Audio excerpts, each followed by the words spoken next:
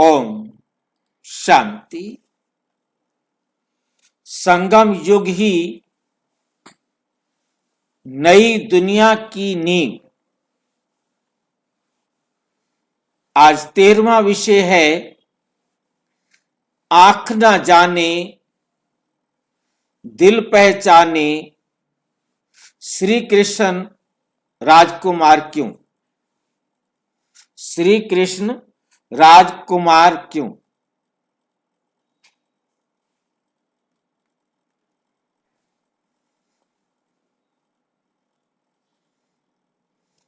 आंख न जाने दिल पहचाने, तो श्री कृष्ण राजकुमार क्यों बना भाई। कर्म इंद्रियों का राजा, संगम युग के 10 गूढ़ रहस्य।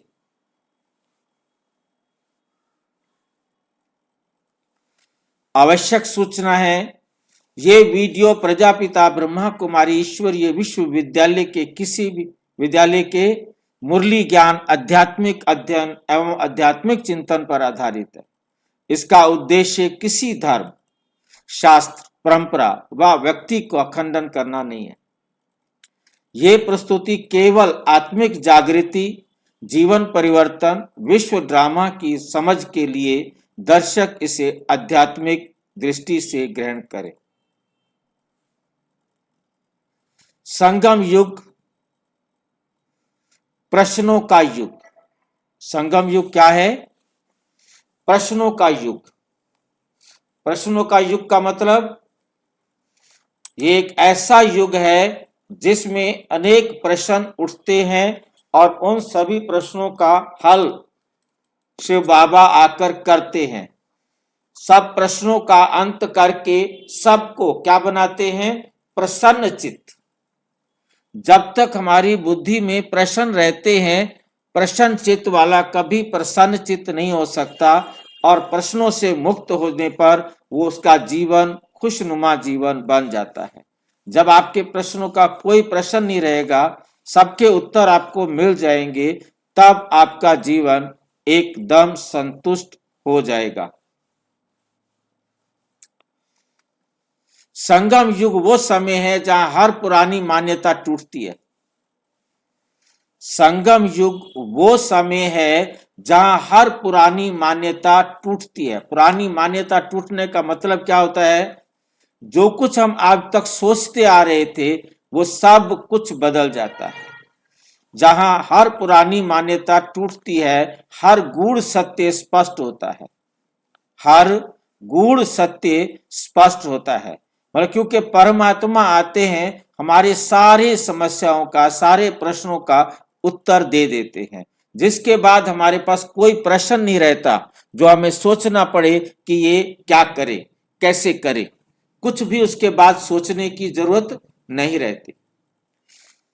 जहां हर पुरानी मान्यता टूटती है, हर गूढ़ सत्य स्पष्ट होता है।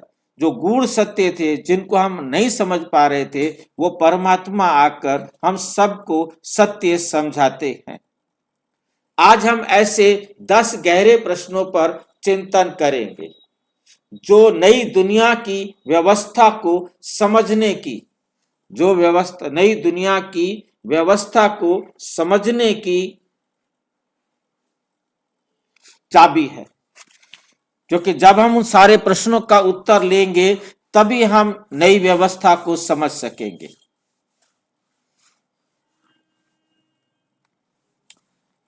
नंबर 2, आंख न जाने दिल पहचाने संबंधों की नई व्यवस्था।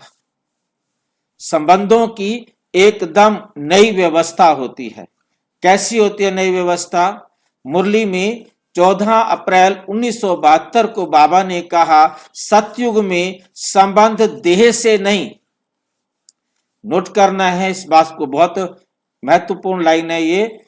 14 अप्रैल 1972 की मुरली में, सतयुग में संबंध देह से नहीं संस्कारों से बनते हैं। देह से नहीं बनते, किससे बनते हैं? संस्कारों से बनते हैं।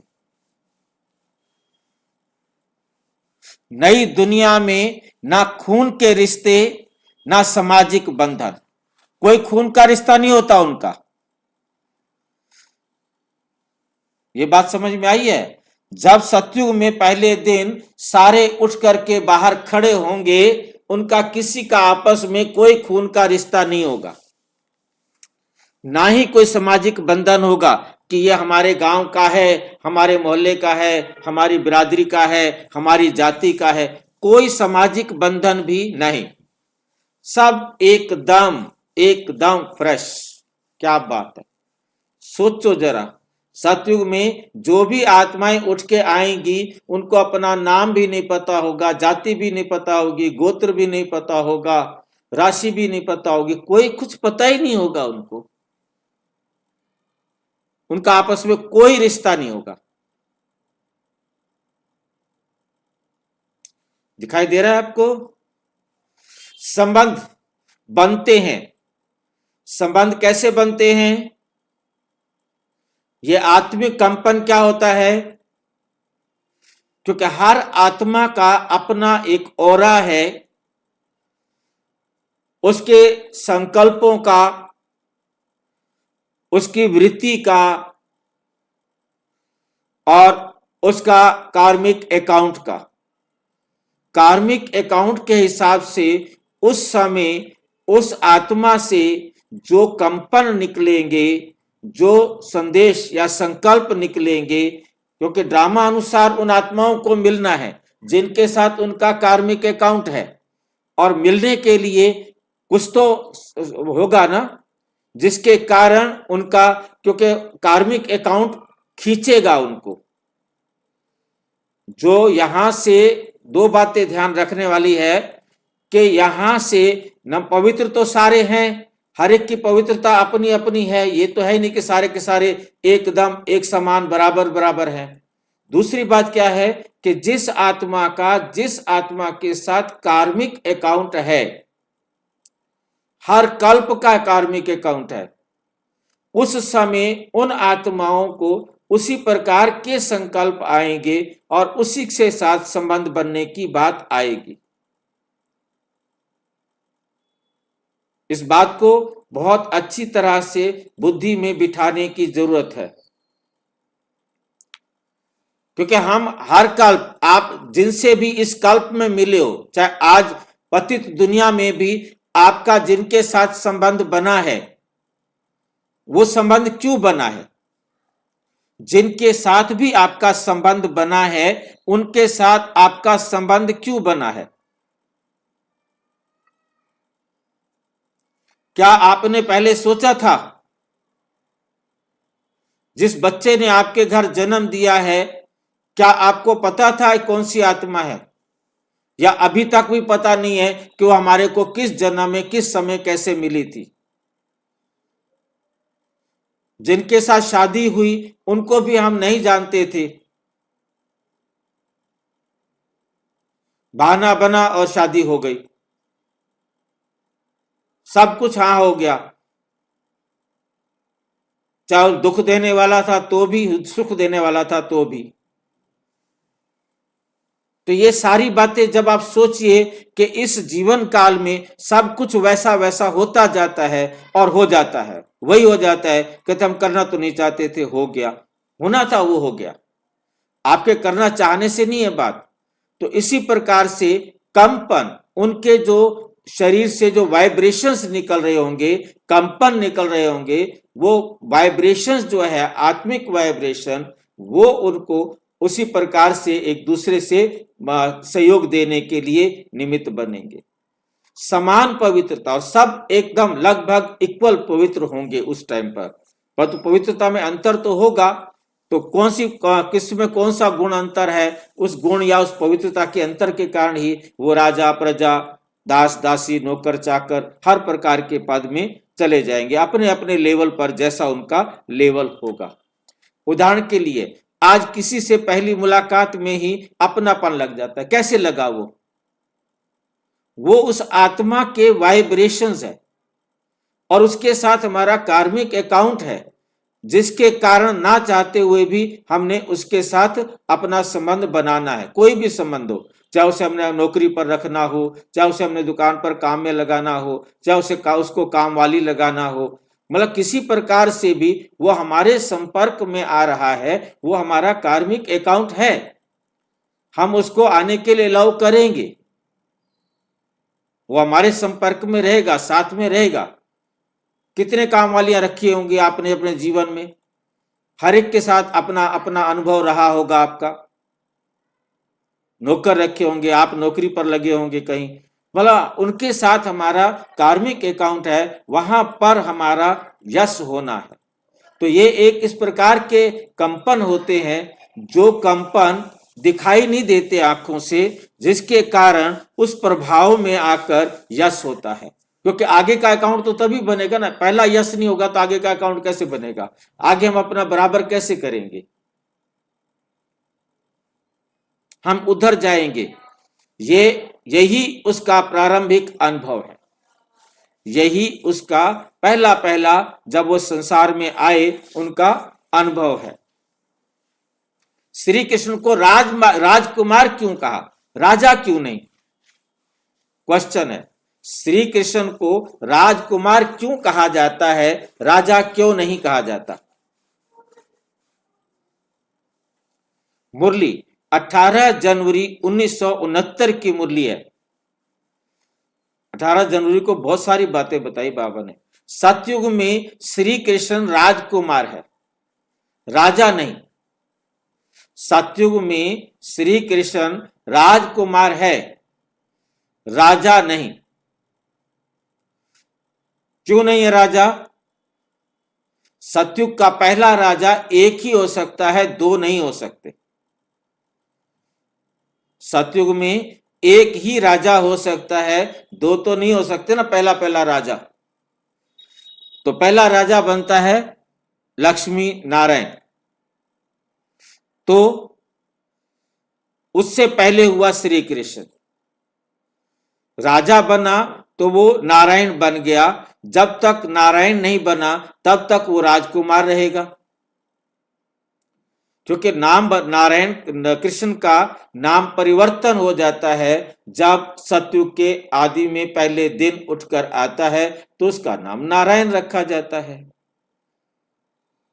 और संगम वाले सतयुग में जितना समय रहा तो वो कृष्ण रहा। पूछना है किसी ने कुछ?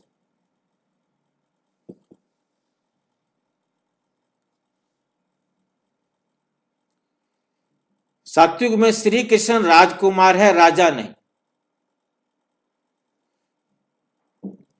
क्यों? क्योंकि राज्य मेहनत से नहीं,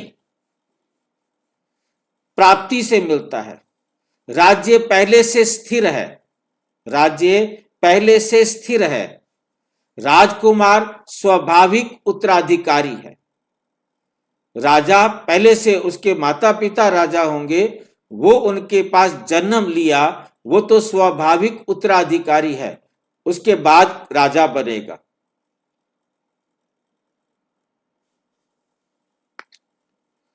कर्म इंद्रियों का राजा, गूढ़ अर्थ। कर्म इंद्रियों का राजा, इसका गूढ़ अर्थ क्या है? जो कर्म इंद्रियों को जीतता है वही सच्चा राजा है। 12 अगस्त 1968 की मुरली में बाबा ने कहा, जो कर्म इंद्रियों को जीतता है वही सच्चा राजा है।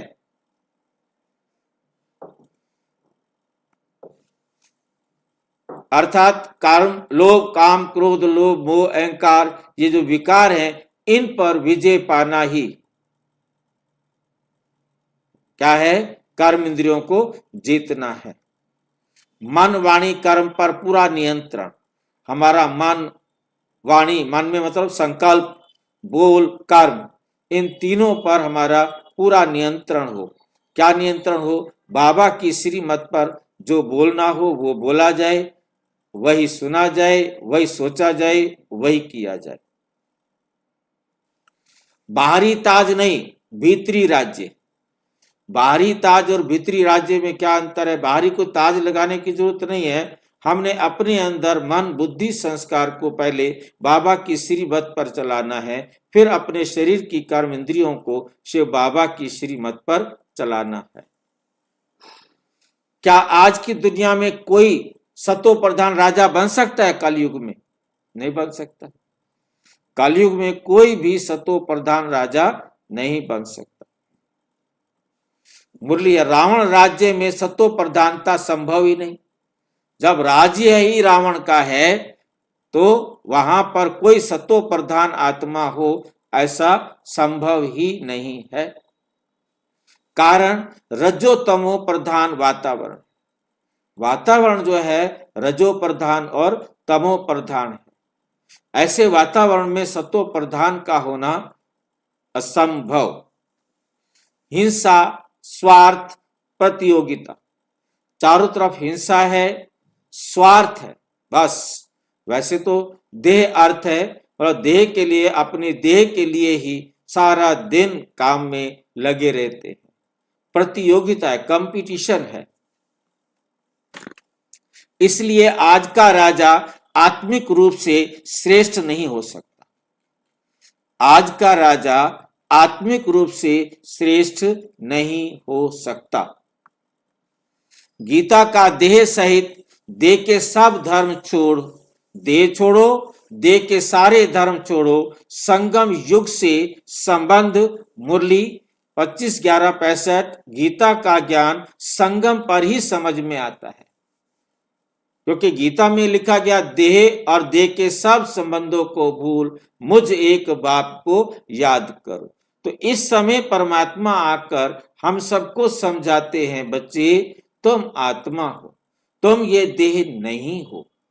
अपने को आत्मा समझो, देह और देह के सब संबंधों को भूल मुझे एक बाप को याद करो। ये संगम पर याद आता है। अर्थ, जाति, धर्म, लिंग की पहचान छोड़ो। मतलब कौन हिंदू है, कौन मुस्लिम है, कौन सिख है, कौन ईसाई है, कौन किस धर्म का है, कौन किस लिंग का है, ये सारी पहचानें अपने जीवन से निकाल दो। बस मैं भी आत्मा, ये भी आत्मा, सब आत्मा आत्मा आत्मा आत्मा है। अपने को आत्मा समझो, क्योंकि अपने को आत्मा समझना ये बहुत बहुत जरूरी है। अनुभव करे जितना हो सकता है कि मैं आत्मा इस देह से न्यारी हूं, मैं आत्मा इस देह से न्यारी हूं। यह अभ्यास संगम युग की ट्रेनिंग है। यह अभ्यास संगम युग की ट्रेनिंग है। मैं आत्मा हूं, इस देह से अलग हूं। जितना ये पक्का अभ्यास होगा, उसी आधार पर हम सतयुग में देह में रहते हुए देह से अपने को न्यारा अनुभव कर सकेंगे। ये ट्रेनिंग है। और तो इस ट्रेनिंग की जो प्रैक्टिस है वो जितनी अच्छी करेंगे तो सतयुग में जाने का चांस मिलेगा। इसके लिए हर समय जब भी मौका मिले अपने आप को स्मृति दिलाएं कि मैं इस देह से न्यारी आत्मा, मेरे से ही इस देह की वैल्यू है। मैं नहीं तो इस देह की कोई वैल्यू नहीं है।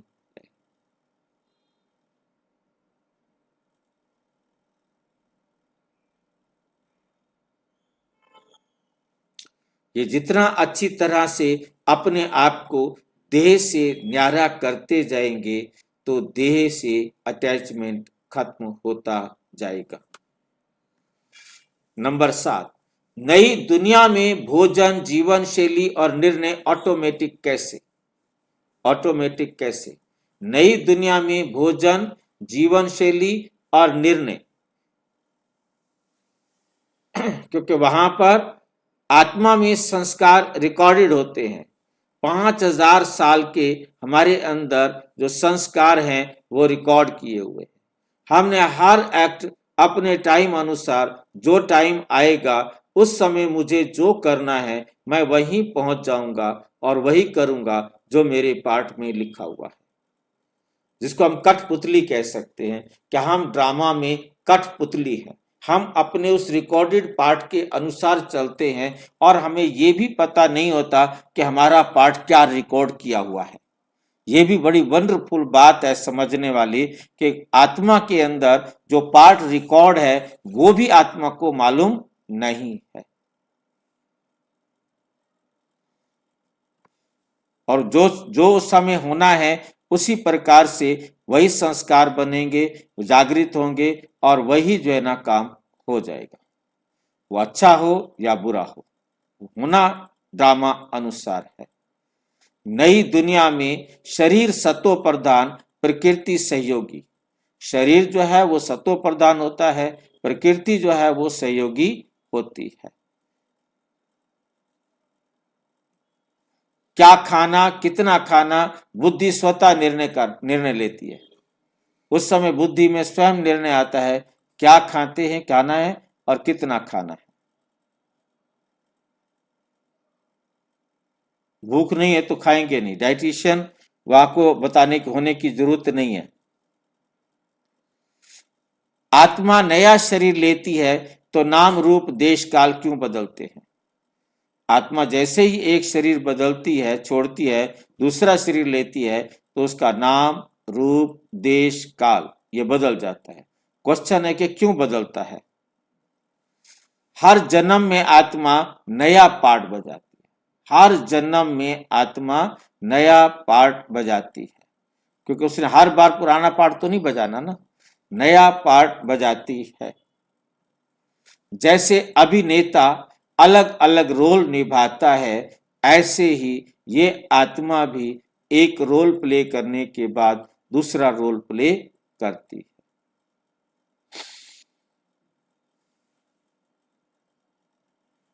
आत्मा वही रहती है, कॉस्ट्यूम बदलता है, ड्रेस बदल जाती है, भाषा बदल जाती है, रूप बदल जाता है। अगर ड्रामा अनादि है तो मोक्ष क्यों संभव नहीं। ड्रामा अनादि है, उसका कभी आरंभ नहीं, तो मोक्ष क्यों संभव नहीं, क्यों फिर सबको मोक्ष नहीं मिलता।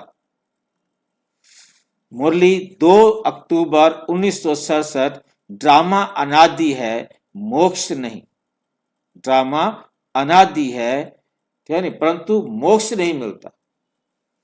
क्यों नहीं मिलता है मोक्ष। मोक्ष क्यों नहीं मिलता, कौन बताएंगे। मोक्ष मिल जाए भाई जी फिर ड्रामा का तो कोई मतलब ही नहीं। मोक्ष मिल गया, वो एक्टर इस ड्रामा में था नहीं और रहेगा भी नहीं, क्योंकि वो ड्रामा में था नहीं कभी भी, अब भी नहीं। यदि था तो उसे मोक्ष नहीं मिल सकता। जिस समय इस कल्प में वो पार्ट बजाने आया था, हर कल्प उसे पार्ट बजाने के लिए आना ही पड़ेगा।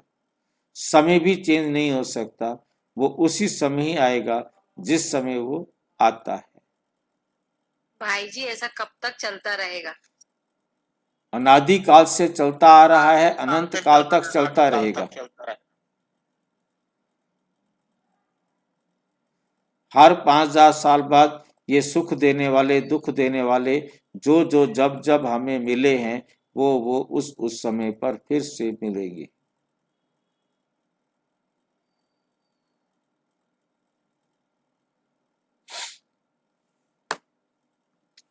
कारण, आत्मा सदा पाठधारी। पाठधारी, पाठधारी का मतलब पाठधारी, पाठ बजाने वाली। जो उसका रोल है, आत्मा हमेशा एक एक्टर है, पाठ बजाने वाली है। और स्थायी विश्राम संभव नहीं। कोई परमानेंट विश्राम कर ले वो हो नहीं सकता।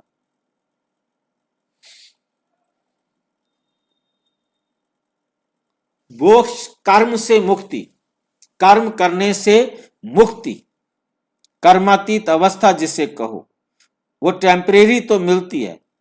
जितना समय परम धाम में रहे, कम से कम 1 साल परम धाम में रहना जरूरी है, नहीं तो ज्यादा से ज्यादा 4999 साल परम धाम में रहेगा और उसके बाद फिर आ जाएगा।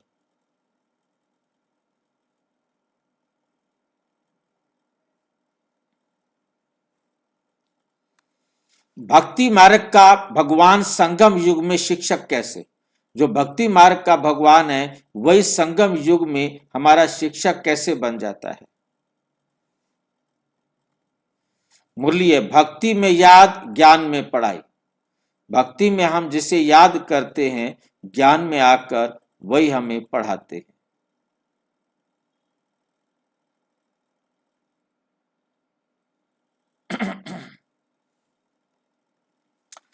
भक्ति पुकार, भक्ति में सभी पुकारे, हे भगवान आओ, हे प्रभु आओ, दर्शन दो।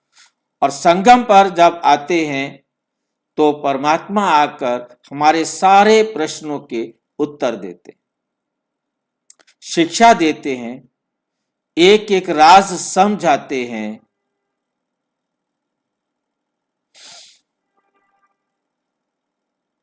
इसलिए भगवान टीचर बनते हैं।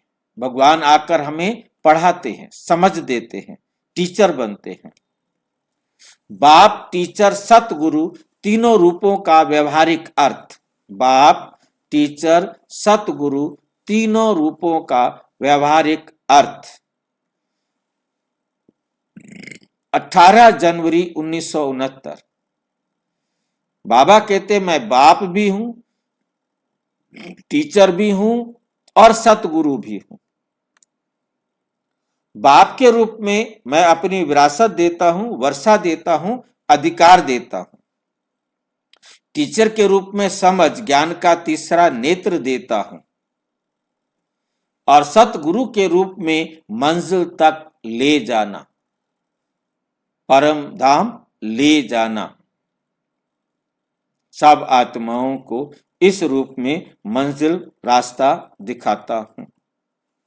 निष्कर्ष, संगम युग उत्तरों का युग, इसको प्रश्नों का युग भी कहेंगे, उत्तरों का युग भी कहेंगे। जब संगम युग शुरुआत होती है तो प्रश्नों का युग होता है। सभी अनेक प्रकार के प्रश्न पूछते हैं,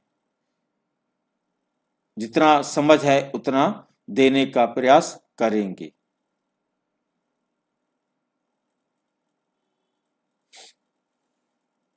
तो सभी उत्तर परमात्मा इस समय आकर देते हैं।